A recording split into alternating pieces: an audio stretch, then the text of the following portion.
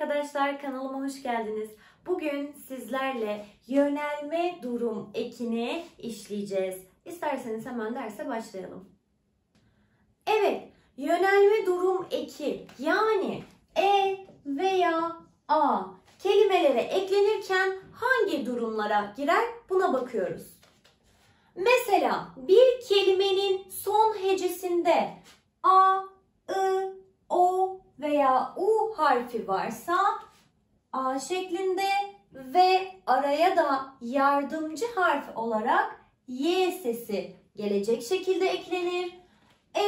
I, Ö, Ü varsa yine yardımcı harfimiz y ve e sesi olarak kelimeye eklenir. Bir de birkaç tane notumuz var, ona bakalım. Mesela kelimenin son harfi P, K, Ç veya T olursa ekler gelirken P, Ç, T, K sesi B, C, D, G veya yumuşak G sesine dönüşebilir. Buna da ünsüz yumuşaması diyoruz. Örneklerimize bakalım. Kitap kelimesi.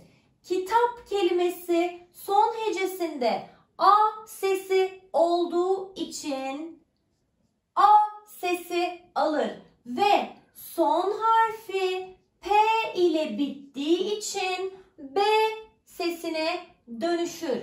Kitaba şeklinde son halini alır. Pencere kelimesi ünlü harfle bitiyor ve ünlü harf geliyorsa araya ne alacak? Yardımcı ses olan y sesini alacak. Peki son ünlüsü e harfi ise ne alacakmış? E harfi alacakmış. Pencere y. Koltuk kelimesi son hecesinde u var. O zaman a gelecek. Son harfi k. O zaman g'ye veya yumuşak g'ye dönüşecek. Koltuk a değil, koltuğa olarak karşımıza çıkacak. Ağaç kelimesi son hecesinde a sesi, son harfinde ç sesi var. Ç sesi neye dönüşür? C sesine. A varsa ne gelir? A sesi gelir. Ağaca şeklinde karşımıza çıkar. Son bir notumuz var. Buna bakalım bu konuyla alakalı. Ben, sen, o kişi zamirlerine yönelme durum eki nasıl geliyor? Ben sesine a eklediğimizde bana, e sesi a'ya dönüşür. Sen kelimesine a eklediğimizde sana yine e sesi a'ya dönüşür.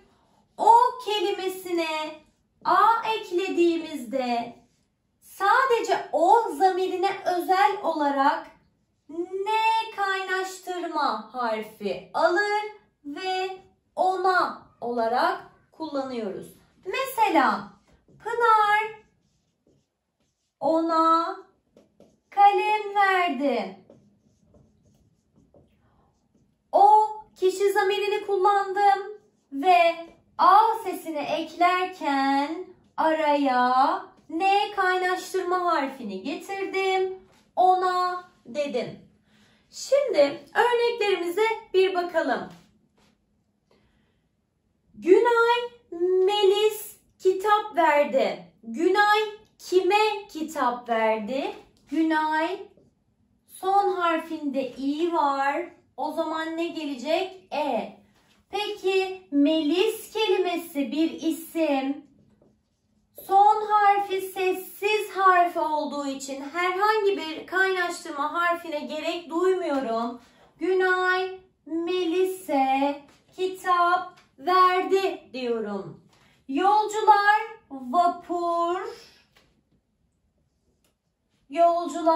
vapura biniyor. Ablam eve giriyor. Eymen kedi. Şimdi burada yine dikkat etmemiz gereken ne var?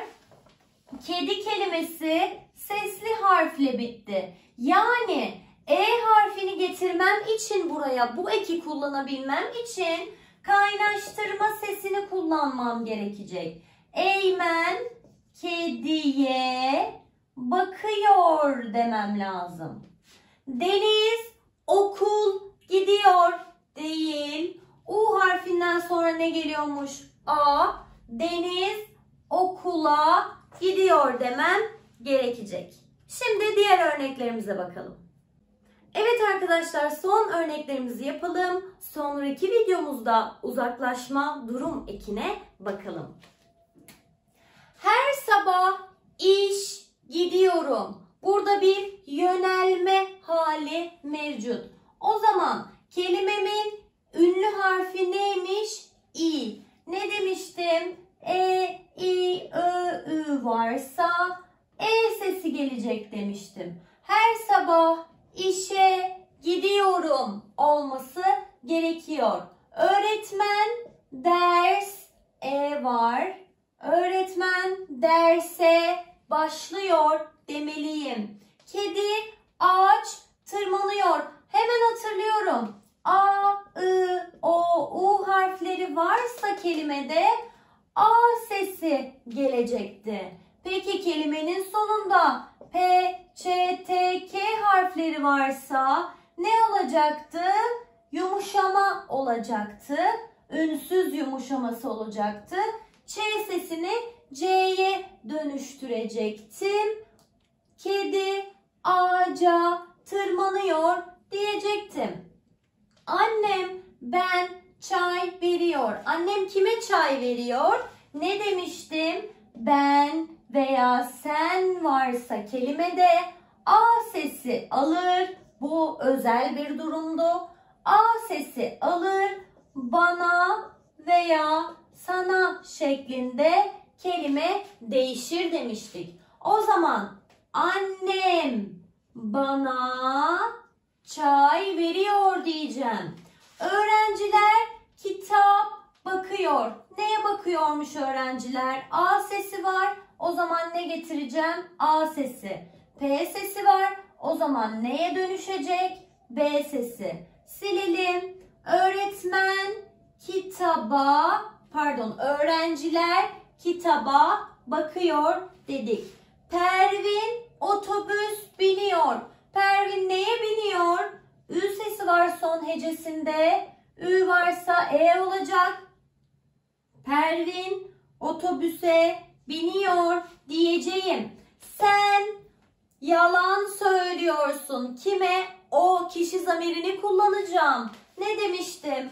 O kişi zamirine A yönelme eki gelirse diğerlerinden farklı olarak araya N yardımcı harfi eklenir. Ona yalan söylüyorsun şeklinde karşımıza çıkar. Sizlere bu konuyla ilgili birkaç çalışma göndereceğim. Videonun altında linklere baktığınızda orada sayfalar göreceksiniz ve o sayfalardaki alıştırmaları yaparsanız konuyu pekiştirmiş olacaksınız. Eğer bu konuyla ilgili bir sorunuz olursa bana Instagram hesabımdan yazabilirsiniz. Aşağıya yorum bırakabilirsiniz. Geldiğiniz için çok teşekkür ederim. Kanalıma abone olmayı ve YouTube videomu beğenmeyi unutmayın. Teşekkürler.